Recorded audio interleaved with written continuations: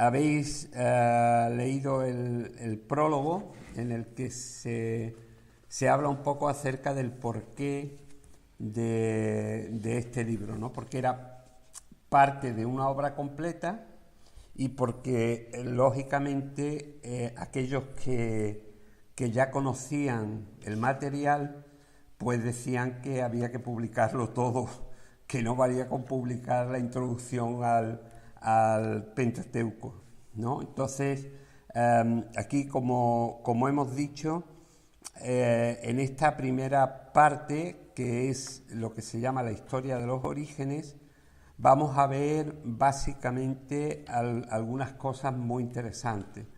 Vamos a ver, aparte de la creación y todo lo relativo a la creación, es decir, por qué hay dos sexos, por qué la mujer pare con dolores, por qué las mujeres estaban sujetas a los hombres, por qué existe el mal, por qué existe la envidia, por qué, es decir, toda una serie de cosas, cómo vino el diluvio, cómo empezó la embriaguez. Es decir, hay toda una serie de preguntas y de respuestas que están ahí, ¿no? Y entonces esa es la idea. Entonces, lo que vamos a hacer pues es meternos un poco en lo que es la introducción del libro. Hemos completado la introducción crítica y hemos hablado acerca de lo que es la crítica textual, la crítica de las fuentes, la crítica histórica, la crítica de las formas y la crítica histórica literaria. Hemos puesto también algunos apuntes sobre el canon y hemos hablado, el canon y los cánones, tanto del Antiguo como del Nuevo Testamento, porque eran diferentes. Y hemos hablado también acerca de la inerrancia bíblica y el valor de la palabra de Dios para el cristiano de hoy, juntamente con lo que ha sido analizar lo que era la revelación y la inspiración. Es decir, yo creo que esas partes son de las más novedosas para la gente y ha ayudado mucho, ¿no? Tenemos que ser conscientes que Génesis es uno de los libros más leídos de la Biblia. Quizás porque al ser el primero de toda la Biblia y contener una serie de historias antiguas que parecen historietas, pues a la gente lo engancha más. Y el lector casi siempre, por lo menos, termina de leer el libro del Génesis, o por lo menos lee bastante del libro del Génesis. Pero si ya se va metiendo en otra serie de libros, como puede ser Levítico, para un lector nuevo, eso es un peñazo. Y no digo ya si se meten en libros como Crónicas o cualquiera de ellos en los cuales todo es tema de genealogía, ¿no? Para la gente de la calle es terrible. Según se observa en estos últimos tiempos, por todas partes se está levantando un interés renovado, porque no es nuevo, sobre el estudio del Génesis, porque se entiende que en él se pueden encontrar las respuestas del pasado para la humanidad, pero también las respuestas del presente que necesita esa humanidad. Por ejemplo, si os dais cuenta, en los últimos años se han hecho más películas sobre lo que es los primeros 10 capítulos de Génesis que anteriormente. Anteriormente teníamos los 10 mandamientos y luego se hizo la Biblia, pero ahora se han hecho bastante más películas y además por la televisión en determinadas cadenas te ponen bastantes películas bíblicas relacionadas con Génesis, con Caín y Abel, con Adán y Eva, es decir, todo lo que es Noé, todo lo que son estos primeros 11 capítulos de Génesis. La vida de José, es decir, hay bastante en el último tiempo. Sin embargo, y a pesar de los datos sobre el inusitado interés por el primer libro de la Biblia, me parece que Génesis no es un libro bien entendido, porque mucha de la gente que se acerca al estudio del libro no lo hace desde una perspectiva correcta. Es decir, tú tienes que saber lo que te vas a encontrar en una obra para acercarte a ella sin falsas expectativas. Hay expectativas que son correctas, que además son expectativas realizables, y luego hay expectativas que, es decir, que no las cubre aquello a lo que te estás acercando, ¿no? Entonces, por ejemplo, esto quiere decir que aquellos que quieren usar Génesis como un libro de ciencia, hay gente que quiere utilizar Génesis para demostrar que la evolución es un error. Y esa expectativa que ellos tienen no se puede cumplir con Génesis, porque Génesis no fue escrito para eso. Entonces, como no fue escrito para eso, no tiene ese interés. No está dirigido a eso. Está dirigido a otras cosas. Entonces, el libro del Génesis no fue escrito como un libro de ciencia, y el contenido y la perspectiva del libro no se les puede llamar científicas, porque científico es algo que se puede comprobar en un laboratorio. Esa es la definición de lo que es científico. Y cantidad de las cosas que aquí se mencionan en los primeros 11 capítulos de Génesis no se pueden demostrar hoy en un laboratorio. Es decir, hoy no se puede crear vida de la nada en un laboratorio. No se puede acelerar la producción ni la creación en unos periodos tan cortos como parece que en la Biblia, aunque fueran eras, pero tan cortos como los que parece que fue la creación, que fue una continuidad, que tuvo una continuidad. Otros intentan demostrar que los hechos relatados en el libro de Génesis son situaciones históricas reales. Es decir, que las edades de las cronologías son exactas y que la historia de la humanidad que se encuentra en los primeros 11 capítulos son rigurosamente históricos. Estos también cometen un grave error, porque si tú intentas utilizar el libro del Génesis, especialmente los primeros 11 capítulos, como un libro de historia, te estás equivocando, porque no puedes situar a esos personajes dentro de lo que es la línea del tiempo de lo que es la vida humana. No los puedes situar, no sabes cuándo se crea Adán, ni sabes cuándo se produce el diluvio, ni sabes cuándo, se construye la Torre de Babel, ni sabes toda una cantidad de cosas que no se pueden situar en el tiempo. Entonces, si no se pueden situar en el tiempo, aunque los hechos sean reales, los hechos que se cuentan en estos capítulos son reales, pero no son históricos. Para llamar a algo histórico, tienen que estar encuadrados dentro de lo que es la historia de la humanidad, la línea del tiempo de la cronología humana. Entonces, eso es muy importante que lo entendamos. Recordad esa frase, porque es una frase clave de este libro. Los hechos reales que la Biblia cuenta son reales, pero no se pueden demostrar que sean históricos. Son reales porque son verdad. Que se pueda considerar dentro de un plazo de tiempo, pero no sabemos qué tiempo. Exactamente. Ni podemos ni siquiera ni aproximadamente. Claro, ni aproximadamente se puede decir esto pasó como dice en tal fecha, ¿no? Porque es que no hay comprobantes ¿Se puede decir la palabra atemporal o algo así? Más que atemporal, porque atemporal quiere decir que no tienen tiempo. Los hechos tuvieron un tiempo, entonces atemporales no son. Lo que pasa es que no sabemos el tiempo en el que se produjo.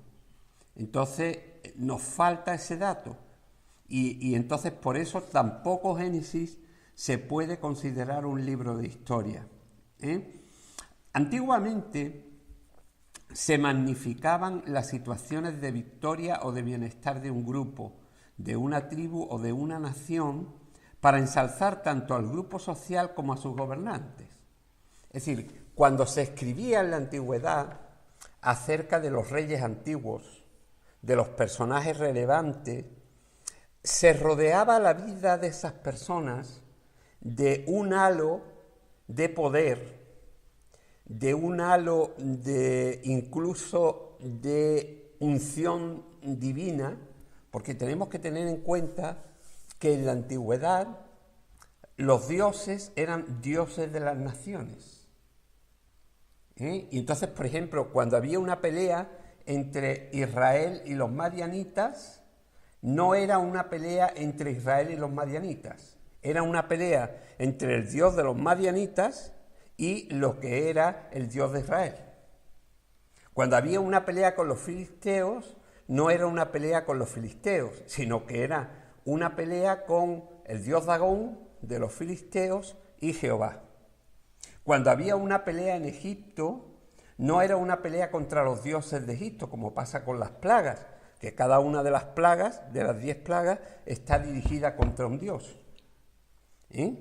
O sea, si uno analiza el estudio de las plagas de Egipto, uno analiza que había un dios que era el Nilo, había otro dios que era el dios de la tormenta, había otro dios que era el faraón, había otro dios que era el dios Apis, que era el de los animales, había otro dios que era el dios con cabeza de mosca, el dios Había, o sea, cada uno de los que allí se mencionan, cada una de las plagas está dirigida contra un dios.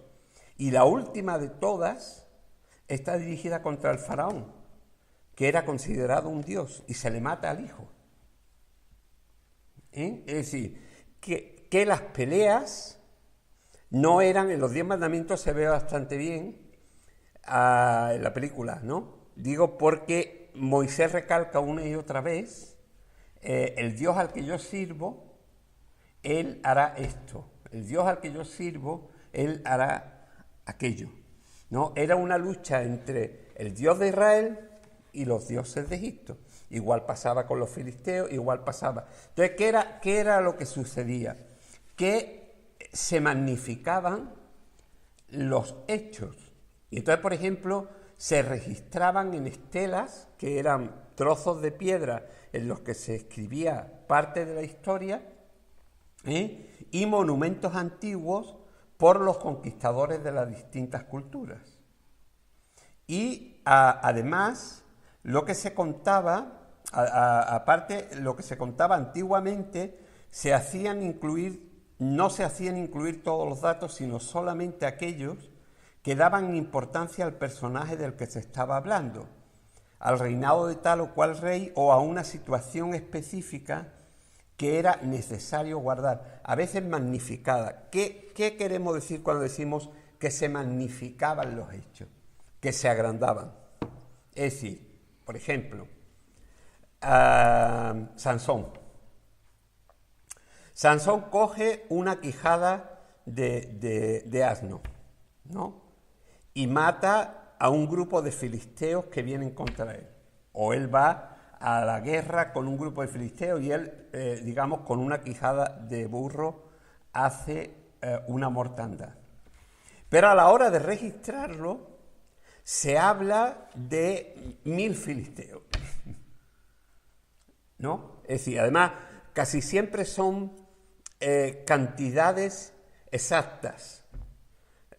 Hoy en día, por ejemplo, tú dirías, y hubieron 348 bajas, o 653 bajas, ¿no? En una guerra. En aquella época no, en aquella época todo era a lo grande. Y en lugar de decir murieron muchos, tenía que ser a partir de 1000. Entonces, mató a 1000, mató a 17.000, mató a 10.000, mató. ¿Os acordáis de la canción de David que decía Saúl mató a sus 1000 y David a sus 10.000. Pero David nunca mató a 10.000 personas. Pero era una manera de magnificar el personaje, de darle pompa, de darle reconocimiento. Esa era la manera en que se componía la historia antigua. Se ha dicho siempre que la historia la escriben los vencedores. Es decir, porque, entre otras cosas, los vencidos generalmente o los mataban o los tenían como esclavos, y entonces no se les permitía escribir su propia historia. Yo siempre he dicho que la historia real de las cosas no es la que escriben solamente los vencedores, sino una historia intermedia en la que hay que contar con lo que cuentan los vencedores, con lo que cuentan los vencidos y con lo que fue la realidad. Porque el vencido ve una guerra desde su perspectiva, de opresión, de pobreza, de todo lo que supone una guerra. El vencedor lo ve desde el campo de la victoria, pero hay otra realidad que es la que está en medio, y es decir, aquello que no viven ni el vencedor ni el vencido, sino mucha gente del entorno que están viviendo otra realidad social. Entonces, ¿cuál sería la historia real? Pues sería una historia compuesta por esas tres partes. Lo que cuentan los vencidos, que eso normalmente sí está registrado, lo que no han podido contar los vencidos porque no se les ha dejado escribir ni recordar lo que pasaron, y lo que tampoco contaron, pero que al cabo del tiempo algunos historiadores han sacado de otras fuentes. Vencedores, vencidos y los de en medio, por decirlo de alguna manera. Eso sería, digamos, un registro histórico, porque contaría con todas las realidades que se vivieron en ese momento. En la Biblia no era así. En la Biblia se contaban la historia desde la perspectiva de los vencidos. Decimos aquí que hoy los historiadores objetivos, es decir, objetivo quiere decir que son gente que lo que buscan es la verdad. Son gente confiable, gente de la que te puedes fiar. Cuentan los hechos a favor y en contra. Hoy en día un historiador no solamente te cuenta lo bueno o lo malo que hizo Franco, sino que te cuentan las dos cosas. En el tiempo de Franco solamente te podían contar lo bueno. Y eso lo hemos vivido algunos. Con esta doble vertiente de los historiadores objetivos, podemos tener una idea más concreta de lo que pudo suceder y cómo se desarrollaron dichos hechos. Pero desde luego, en cuanto a la información bíblica de la que disponemos, debemos aceptar que dicha información histórica de los datos antiguos no era completa, sino en muchas ocasiones sesgada, es decir, recortada, y, como se suele decir, escrita por los vencedores. No obstante, esta realidad no anula el valor de esas historias de la historia. Es decir, la historia está compuesta de pequeñas historias. Y esto no le quita el valor a esos hechos que son reales, pero que no han sido tratados con el rigor histórico que hoy se requiere para que un registro goce de un reconocimiento de historicidad. Es decir, para que se pueda llamar a un registro histórico, en realidad. Ya hemos dicho varias veces que la historia y la ciencia que encontramos en la Biblia tienen que ser leídas siempre en clave teológica. Es decir, en lo que respecta al hombre y su relación con Dios, y viceversa, en lo que respecta a Dios y su relación con el hombre. Es decir, esa es la clave en que nosotros tenemos que leer, por ejemplo, el libro del Génesis. Bueno, todo el Pentateuco y toda la Biblia, ¿no? Pero especialmente el libro del Génesis es muy claro en eso. Es decir, todo lo que se va diciendo desde el principio es cómo fue la relación de Dios con su creación. Y cómo el hombre le fue fallando continuamente a Dios, que es la realidad desde el capítulo 1 hasta el capítulo 11. Por eso ya apuntamos en la anterior obra algunos personajes históricos importantísimos que según el criterio secular no son casi mencionados en los registros bíblicos, mientras que otros, de escasa influencia desde el punto de vista histórico, ocupan amplias secciones en las páginas de las Escrituras. Vamos a ver, no sé si os acordáis que hablamos en una ocasión de David y el rey Omri. ¿Os acordáis? En el primer libro lo mencionamos. Bueno, David fue un rey importantísimo para Israel, pero hay muy poco escrito sobre él en la historia secular. En cambio, de Omri, que fue un rey posterior, es decir, hay mucho escrito. Pero como lo que a la Biblia le interesa no es el decirnos que existió un rey David y que existió un rey Omri, sino qué relación tuvo el rey David con Dios y qué relación tuvo el rey Omri con Dios. Entonces, del rey David tenemos en la Biblia capítulos y casi libros completos, y en cambio del rey Omri hay apenas 5 versículos en toda la Biblia. Sin embargo, fue más importante históricamente Omri que David. Omri, por ejemplo, hizo que el reino del norte tuviese por primera vez una capital, digamos, regia, una capital importante, que fue Samaria. Y compró el territorio del hijo de Semer y construyó un gigantesco palacio y hizo de la ciudad capital del reino una ciudad importante, una ciudad nueva, ¿no? Es decir, pero en cambio se nos narra todo lo que hizo David en Jerusalén y no se nos cuenta nada acerca de lo que hizo Omri. Apenas se nos dice que él trasladó la capital del imperio, del reino, desde otro sitio donde estaba a Samaria.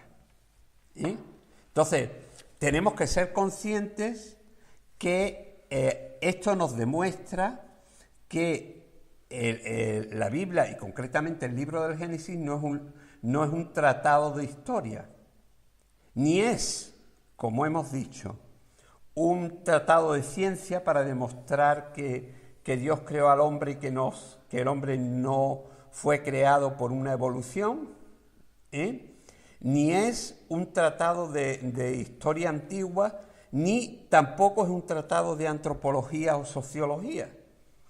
Es decir, la antropología y la sociología son ciencias que estudian el comportamiento de las personas, de los grupos humanos, la antropología y del ser humano, y de la sociología. Y la sociología estudia las relaciones entre los seres humanos. Pero en realidad las relaciones que se ven en el libro del Génesis no son las relaciones que hoy admitiríamos. Porque en el libro del Génesis se ve, por ejemplo, el caso de Lamec, que viene uno, tiene una discusión con él y lo hiere, y entonces el otro, en lugar de, defenderse, lo que hace es matarlo. Es decir, la desproporción en las actuaciones demuestra que sociológicamente, es decir, no se estaba utilizando una sociología equilibrada, sino que había la ley del más fuerte. Yo tengo una espada o algo parecido, porque las espadas no existían todavía, pero yo tengo una espada o algo parecido y te corto la cabeza porque tú me has hecho un rasguño.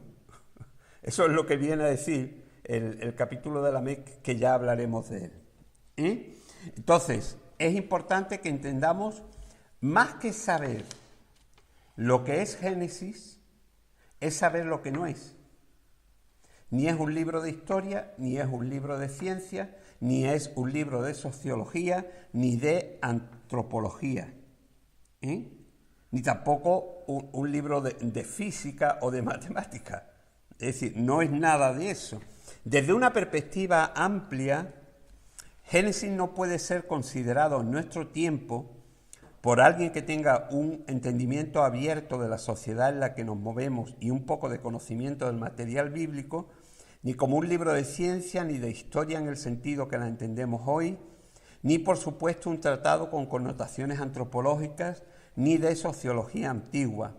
Génesis es un libro de contenido religioso teológico que pretende sentar bases de fe y una determinada cosmovisión para una nación que basó su vida en la relación con el Dios que se les había revelado. Esta parte es muy importante que la entendamos, porque esta es la definición que tendríamos que tener y enseñar acerca de Génesis. Génesis es un libro de contenido religioso teológico. Es decir, cuando decimos teológico estamos hablando de la relación con Dios, porque el término teológico viene de teos, que es Dios. ¿Vale? Entonces, es un libro de contenido religioso teológico que pretende sentar bases de fe y una determinada cosmovisión para una nación que basó su vida en la relación con el Dios que se le había revelado. ¿Os acordáis que estuvimos diciendo por qué se escribe el Pentateuco cuando vuelven del cautiverio? Porque necesitan tener una nueva cosmovisión de lo que ellos habían perdido. Lo que se les había enseñado de chicos, después de 4 generaciones en la esclavitud, ya no lo recordaban, ya no era importante, no podían celebrar el culto, no tenían las reuniones de guardar el sábado, no había sinagogas, no había nada, no había un lugar de reunión, estaba todo prohibido. Entonces, ¿qué es lo que pasaba? Cuando vuelven hay que darles nuevamente esa cosmovisión, que si os acordáis, lo estuvimos estudiando en el primer libro, la cosmovisión era la concepción general del mundo, de Dios, del hombre y de sus relaciones.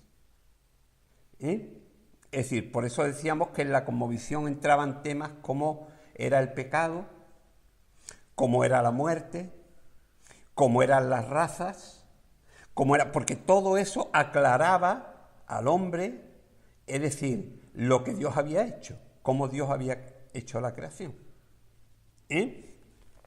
Como veremos al estudiar estos capítulos, el propósito de los escritores de Génesis no fue en ningún momento definir ni conceptos antropológicos ni hacer estudios sociológicos, y mucho menos matemáticos, sino dar respuesta a las preguntas que el ser humano de su época se planteaba.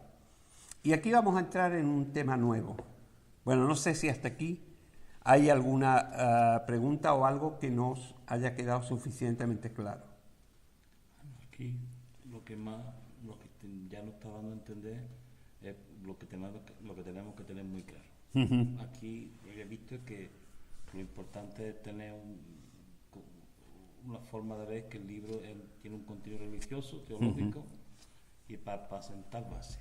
Entonces ni es un libro que podamos titularlo como de historia, ni de antropología, ni de matemáticas, ni nada, pero sí es un libro que nos puede aportar a nosotros fe y nos puede aportar a nosotros algo sobre la relación que Dios quiere para nosotros a través de la revelación, la teología, que es el estudio de las cosas de Dios. Exactamente. Pero vamos a entrar en un tema más, y es el uso del tiempo dentro del libro del Génesis. Esto es muy importante, porque es un elemento que permanece a lo largo de todo el libro y que nos va a ayudar a entender algunas cosas. no solamente en el Génesis. El uso del tiempo se ve claramente a lo largo de todo el Pentateuco, pero en Génesis se ve más. Es decir, es más fuerte en el tema del Génesis. Daremos por sentado en este análisis del libro del Génesis, porque es algo que ya razonamos detalladamente en la introducción crítica, que los 5 libros de la Torá no fueron escritos por Moisés, aunque sea probable que dentro de estos primeros 5 libros de la Biblia sí se encuentren algunos retazos de mucha antigüedad que pudieran provenir de la mano del gran legislador hebreo, textos antiguos escritos o atribuidos a Moisés que habrían sido conservados en los santuarios antiguos de Israel y Judá. Por otra parte, no podemos olvidar que Israel fue llevado cautivo a Asiria por el rey Sargón II en el año 721 a.C., es decir, que las 10 tribus que formaban el reino del norte estuvieron bajo la influencia asiria hasta que el rey Nabopolassar del Imperio Babilónico conquistó a Siria en el año 606 y tomó cautivos a los israelitas que ya eran esclavos de los asirios, pasando a ser parte del botín tomado a los asirios. En el año 586-587 se destruye Jerusalén, cayendo así el llamado Reino del Sur o Judá, y los judíos son llevados cautivos a Babilonia, donde permanecen hasta el final del exilio, es decir, el 538 a.C., año del edicto del rey persa por el cual los israelitas podían volver a Jerusalén y reconstruir el templo. Estos datos nos indican que hubo una parte del pueblo hebreo, el reino del norte, que estuvo bajo la influencia directa de 2 culturas, la cultura asiria durante más de un siglo y la babilónica por otros 68 años, sumando un total de 183 años. Por su parte, los habitantes de Judá llevados cautivos a Babilonia estuvieron casi 50 años bajo la influencia de los babilonios, concretamente 48. Todo esto nos indica que la cosmovisión hebrea durante y después del exilio tuvo necesariamente que verse afectada por el bombardeo religioso al que se vieron sometidos todos los israelitas por otras culturas durante varios siglos. Esto sin contar la posible huella influenciadora que habrían dejado los 4 siglos de esclavitud en Egipto en cuanto a los conceptos sobre la creación. Es decir, tenemos que ser conscientes que los israelitas, antes de estos cautiverios, habían estado 430 años en Egipto, cautivos. Entonces, imaginaos sin poder celebrar sus cultos. No, es que allí eran esclavos. Entonces, el esclavo a lo que se dedicaba era a comer y a trabajar. Se le daba la comida, se echaban a dormir y se levantaban en cuanto amanecía el sol, y hasta que no se iba el sol no volvían a la casa para comer algo y acostarse para el día siguiente seguir igual. Conceptos como era la higiene y todo lo demás, eso era absolutamente secundario o falto de entendimiento. Entonces, ¿qué era lo que pasaba? Que toda esta serie de personas traían ya una serie de bombardeos en los que, por ejemplo, el sol era un dios, en Egipto el sol era un dios, en Babilonia el sol era un dios, en Asiria el sol era un dios, entre los persas el sol era un dios, y había que desmontar todo eso. Entonces había que llegar a decirle al pueblo, a la nueva cosmovisión que ese pueblo iba a tener, que el sol no era un dios, sino una criatura de Dios, algo que Dios había creado. Entonces los sacerdotes y escribas que volvieron con Zorobabel, según Esdras 6, 16 al 18, se dan cuenta que las principales nociones religiosas que tienen los exiliados judíos cuando vuelven a Judá es una amalgama, una mezcla de conceptos religiosos de las culturas asiro-babilónica y persa. Es decir, tres culturas que los han afectado religiosamente, y observan de inmediato que es necesario poner por escrito de una forma ordenada y comprensible para la mentalidad de aquellas generaciones nacidas fuera de Palestina, comenzando desde el principio de los tiempos, una cosmovisión correcta que volviese a darle a ese pueblo que volvía del largo cautiverio principios religiosos e identidad propia como pueblo, y que además concordase con la cosmovisión judía que se había conservado en Judá a través de las enseñanzas de los maestros de la Torá. Es decir, aquí tenemos que ser conscientes que en el reino de Judá, que si os acordáis está formado prácticamente por dos tribus y media tribu de José, pero prácticamente dos tribus que son Judá y Leví,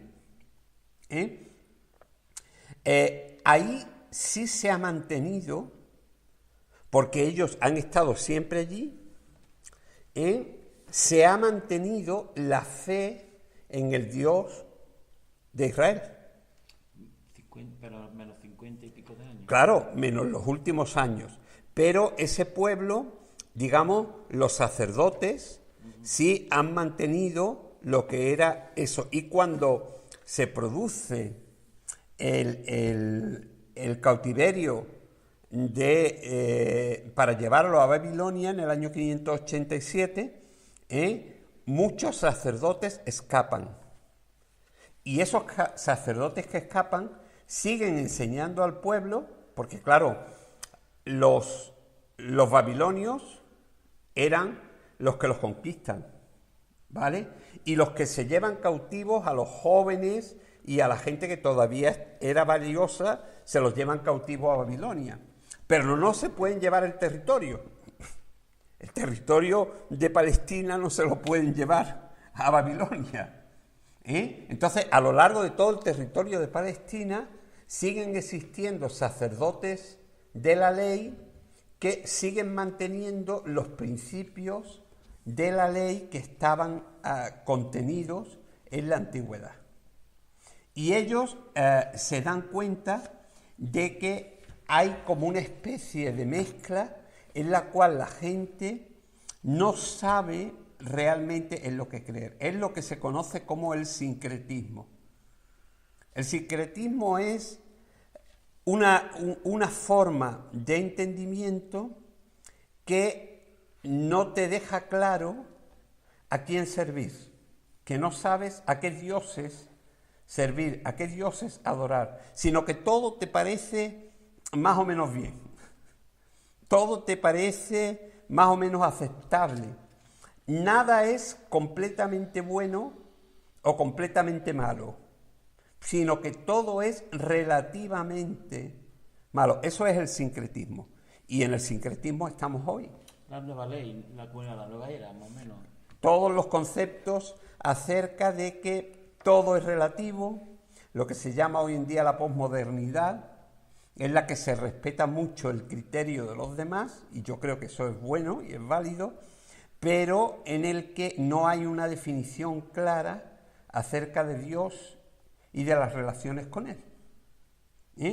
Entonces, es relativamente fácil entender que el sincretismo religioso que vivieron y adoptaron varias generaciones de israelitas en tierra extraña, influenciados por las distintas cosmovisiones de asirios, babilonios y persas, tenía que ser redirigido por la casta sacerdotal hacia una unificación con los criterios conservados en el mundo judío de la época, porque recordemos que los sacerdotes judíos que habían escapado sí mantuvieron la antigua fe. Y entonces había que poner de acuerdo a esa gente que venían con lo que ellos creían. Y para presentarles lo que creían, pues se hace lo que es la redacción final del Pentateuco. La totalidad del texto del Pentateuco, dentro del cual se integra Génesis, como ya quedó fehacientemente demostrado en la mencionada obra introductoria a su estudio y con la cual coinciden la mayoría de los eruditos bíblicos de la actualidad y cientos de centros de estudios teológicos, se completó entre los siglos V al IV antes de Cristo, siendo sus redactores finales la escuela de escribas de Esdras que éste había formado en Jerusalén tras la vuelta del exilio. Entre el literalismo judío es la doctrina que dice que ni una coma, ni una tilde, ni nada, es decir, de lo que está escrito puede contener el más mínimo error, porque eso lo ha dictado el dedo de Dios. Entonces, todo es literal. La escritura para un judío es literal. Y los extremos de aquellos que niegan a la Biblia cualquier inspiración, existe una tercera postura más equilibrada, desde mi punto de vista, que apunta a analizar la Biblia desde una perspectiva más amplia, tomando en cuenta las fechas de escritura, el entorno del escrito y del escritor, las situaciones políticas y religiosas del momento y también sus implicaciones teológicas y el valor de la aplicación de las mismas al creyente de hoy. Esa será la línea de estudio que intentaremos mantener a lo largo de toda esta obra, pero lo haremos no buscando en la Biblia verdades literales, sino verdades espirituales en las que esta magnífica biblioteca divina es enormemente rica. Para que podamos alcanzar un entendimiento claro de este primer libro del Antiguo Testamento, incluiremos en esta introducción un estudio sobre los distintos conceptos: nombre, autoría y fecha de composición, contenido general y división para el estudio. Así que vamos a parar aquí porque nos queda bastante todavía de lo que es esta introducción. Pero quisiera que si hay alguna pregunta o algo que no se ha entendido suficientemente bien sobre lo que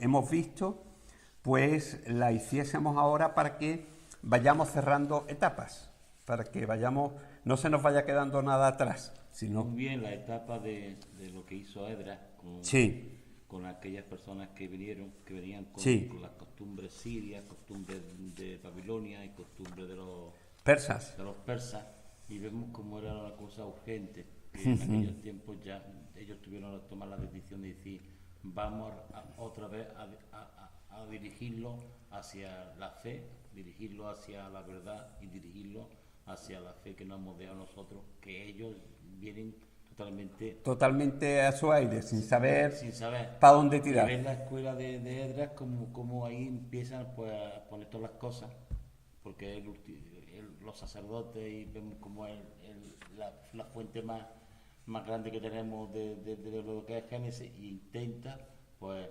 reconstruir otra vez a la fe, otra vez al servicio, y empiezan pues con los levíticos, empiezan con los sacerdotes, y empieza otra vez a empezar con el culto a Jehová. Es muy importante entender que a la vuelta del cautiverio, digamos, el proceso religioso o de recuperación religiosa se desarrolla en 3 etapas. Primero, la construcción del templo. Es decir, lo primero que ellos entendieron era que había que honrar a Dios y tener construido en primer lugar el templo de Dios. Por eso piden, y en la época de Zorobabel vienen y construyen el templo. Todo eso también bajo la dirección de Dios mismo. Claro, es guiado por Dios. Por Dios, con Nehemías. Nehemías reconstruye la segunda parte. La segunda parte es la fortaleza o el cuidado del templo. ¿Cómo? Reconstruyendo los muros de Jerusalén. Primero templo, segundo la ciudad, y ahora tercero es la ley. Es decir, ahora lo tercero era la escritura. Por eso, digamos, esa tercera parte, los que tienen la parte más relevante es la escuela de Esdras. Probablemente Esdras ya habría casi muerto, o estaba para morir, o era muy anciano. Pero su escuela de escribas se ocupó de ir registrando todo lo que tenía a la mano para crear un todo que pudiera enseñar a la gente lo que era la voluntad de Dios. Y así nos llega el Pentateuco. Entonces es muy importante que tengamos claro esas tres etapas que la Biblia nos muestra que se cumplieron. Primero templo, segundo ciudad y tercero, porque claro, la ciudad no podía estar desprotegida. Si estaba desprotegida no era una ciudad. Para que fuera una ciudad tenía que tener sus puertas. Primero fue templo. Primero templo, segundo ciudad y tercero la escritura. Según lo que vimos antes, pues, lo que es el Pentateuco en sí, el grueso se escribió en esta época, ¿no? Sí, bueno, más que el grueso es la recopilación, porque había, como hemos visto, el documento yavista que procedía del tiempo de David o Salomón, teníamos ya el documento eloísta que procedía del Reino del Norte y que era del siglo VIII prácticamente, tenemos el Deuteronomio que era del siglo VII y ahora lo que se hace es, digamos, recopilar todo eso y hacer una nueva escritura. Esa es la labor de la escuela de escribas de Esdras, que estaba en Jerusalén. Que aquí no solamente se habla, o sea, lo que es el Pentateuco, el Génesis, Sí, completamente no es solamente que no hay ley, pues hay algunos detalles de leyes. sí, La mayoría es, digamos, hablar de la historia de Dios con la humanidad o Sí. la humanidad con Dios sí, desde los orígenes. Sí. No se puede decir esto pasó concretamente en tal año. Pero no. se habla de los orígenes y a partir de... Claro, aunque no sea histórico, es real. Pero yo creo que ese es un capítulo que vamos a tratar aparte y con más detenimiento. Entonces, bueno, oramos y damos gracias al Señor por... También es muy importante Sí. el sincretismo que llegó Sí. a causar cuando vinieron, porque la gente estaba que no tenían Despistada. totalmente y no sabían qué creer. No sabían qué creer, todo les iba bien. Es decir, si se adoraba al dios Mitra, se adoraba al dios Mitra. Que se adoraba al dios Horus de los egipcios, se adoraba al dios Horus. Allí no había problema, ¿entiendes? Es decir, todo valía. Esa es una de las bases del sincretismo que hoy en día también funciona en muchos campos, ¿no? Por ejemplo, cuando tú ves las religiones de la India, que son multitudes, ¿no? Porque cada pequeño grupo tiene su propia religión y sus propias maneras, te das cuenta que, es decir, que no hay nada claro, sino que todo vale.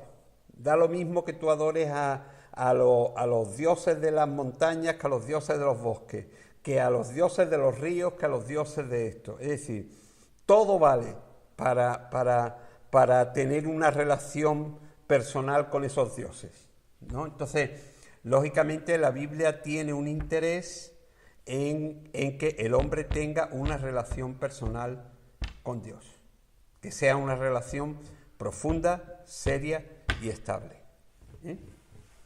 Entonces, ¿alguna pregunta más? De lo que hemos visto, claro. Ya iremos avanzando. Me venía un poquillo la memoria del sincretismo que había ahí en lo que era cuando Pablo se ponía a predicarle a aquella gente de Atenas. Sí. Como había, la gente escuchaba toda clase de cultura y para lo nuevo siempre había un momento para escuchar cualquier cosa nueva. Claro. Y como Pablo pues cogió aquel sincretismo que ellos tenían y empezó a predicar de la teología del Dios vivo, Sí. del Dios desconocido. Sí, Había mucha gente que en aquel tiempo había esa forma de pensar. Claro, porque ten en cuenta que no era tanto sincretismo, era sincretismo en el hecho de que había muchos dioses, pero la definición religiosa de los griegos era que había que adorar a los dioses de los griegos. Y de rebote, como el Chorreón, habían construido un altar en el que decían, porque ellos pensaban que los dioses nos vigilaban, Y entonces, al vigilarnos los dioses, si tú no le rendías culto a un dios, entonces ese dios se podía enemistar contigo y te podía hacer la vida imposible. Te podía matar, te podía castigar, podía destruir a tu familia, destruir tu casa. La concepción antigua de que Dios estaba interviniendo en todo lo que tú hicieras, ¿no? Entonces, ¿qué es lo que sucede? Los griegos, que eran gente que por lo menos pensaban un poco, fueron una cultura, digamos, más pensante que las demás, más pensante que los babilonios, más pensante que los persas, ¿no? Es decir, los griegos pensaron y dijeron, bueno, vamos a construir un altar en el que también le podamos ofrecer un poquito de incienso a aquel Dios que no conocemos, para que no se enemiste con nosotros y no nos la forme, ¿no? Entonces, el concepto no era tanto, digamos, de no saber a quién adorar, porque los griegos sabían que tenían que adorar a todos los dioses griegos, ¿entiendes? Cada uno tenía sus preferencias, igual que hoy en día pasa dentro de la Iglesia Católica, que uno es más devoto de la Virgen de los Remedios y el otro es más devoto de la Virgen del Carmen y el otro es más devoto del Cristo de la Expiración, ¿no? Pero, es decir, ellos sabían, es igual que, por ejemplo, hoy en día la gente no se cuestiona el hecho de que no haya que honrar a las imágenes, sino que honran diferentes imágenes. ¿Se puede llamar eso sincretismo? No, se puede llamar, es decir, hay que llamarlo como es, religión católica en la cual la gente está acostumbrada a honrar a las imágenes. Lo que pasa es que cada uno elige a la de su preferencia, ¿eh?